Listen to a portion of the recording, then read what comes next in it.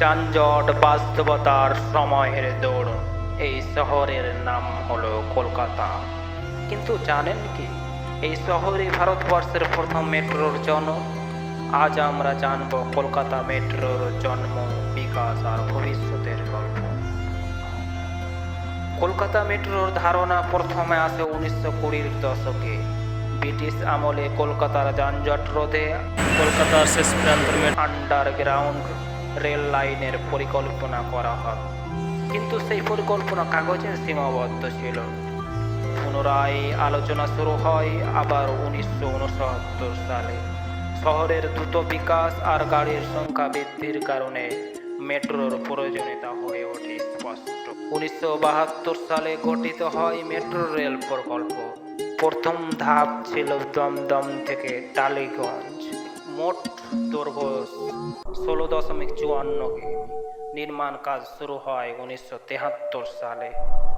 তবে কাজ এতটা সহজ ছিল না। প্রযুক্তির চ্যালেঞ্জ, অর্থনৈতিক সীমাবদ্ধতা এবং জমি সংক্রান্ত সমস্যার কারণে কাজ দীর্ঘস্থায়ী হয়।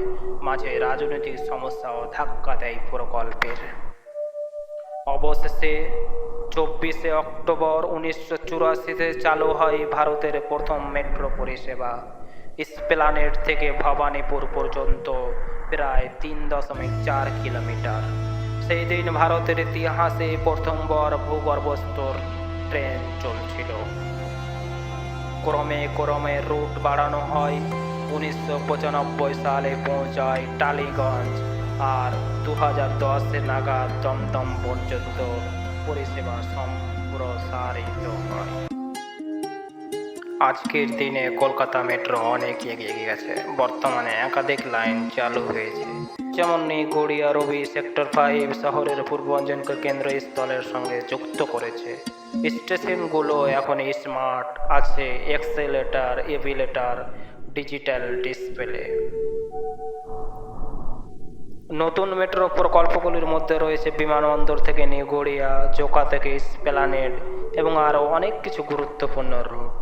এইসব রুট চালু হবে, কলকাতার যোগাযোগ ব্যবস্থা আরও দ্রুত আধুনিক হবে। কলকাতার মেট্রো শুধু একটি পরিবহন মাধ্যম নয়, এটি একটি ঐতিহাসিক প্রকৃতি। ভিডিওটি ভালো লাগলে লাইক দিন, সাবস্ক্রাইব করুন আমাদের চ্যানেল। এমন আরও তথ্যবহুল কন্টেন্টের জন্য ধন্যবাদ।